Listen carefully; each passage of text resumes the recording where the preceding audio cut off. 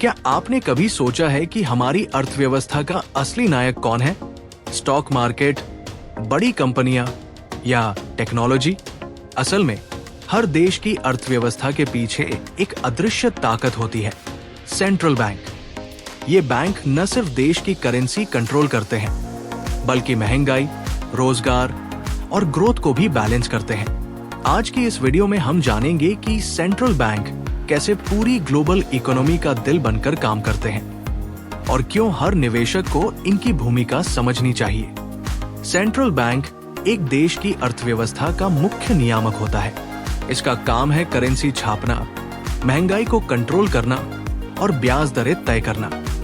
भारत में ये काम भारतीय रिजर्व बैंक RBI करता है। ग्लोबल स्तर पर हर देश का अपना सेंट्रल बैंक होता है जो आर्थिक स्थिरता बनाए रखने के लिए काम करता है। महंगाई यानी इन्फ्लेशन को कंट्रोल करना सेंट्रल बैंकों का सबसे बड़ा काम है। जब महंगाई बढ़ती है तो सेंट्रल बैंक ब्याज दरें बढ़ाकर खर्च को कम करते हैं और जब इकोनॉमी धीमी पड़ती है तो ब्याज दरें घटाकर खर्च और निवेश को बढ़ावा देते हैं।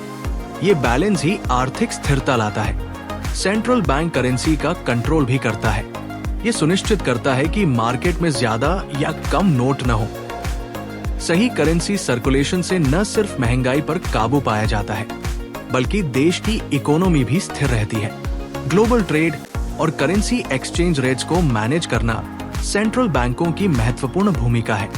ये बैंक सुनिश्चित करते हैं कि देश की करेंसी ज्यादा कमजोर या ज्यादा मजबूत न हो, ताकि इंटरनेशनल ट्रेड में नुकसान न हो और देश का आर्थिक विकास जारी रहे। 2008 की ग्लोबल फाइनेंशियल क्राइसिस याद है? उस वक्त सेंट्रल बैंकों ने पूरी दुनिया की अर्थव्यवस्था को संभालने का काम किया। उन्होंने बाजार में लिक्विडिटी बढ़ाई और इकोनॉमी को डूबने से बचाया। संकट के समय में सेंट्रल बैंक ही सबसे बड़ी भूमिका निभाते हैं। सेंट्रल बैंक न केवल महंगाई और करेंसी को कंट्रोल करता है, बल्कि रोजगार और आर्थिक ग्रोथ को बढ़ावा देने के लिए भी काम करता है।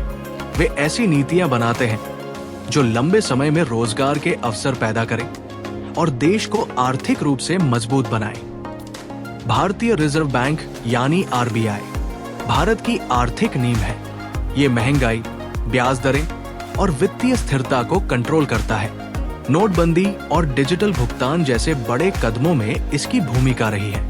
ये सुनिश्चित करता है कि भारत की अर्थव्यवस्था स्थिर और विकासशील बनी रहे। आज की ग्लोबल इकोनॉमी में अमेरिका का federal reserve, European central bank और जापान का बैंक जैसी संस्थाएं पूरी दुनिया की मार्केट पर असर डालती हैं। इनके द्वारा लिए गए फैसले स्टॉक मार्केट, ट्रेड और करेंसी पर सीधा प्रभाव डालते हैं। एक समझदार निवेशक के लिए सेंट्रल बैंकों की नीतियों को समझना जरूरी है।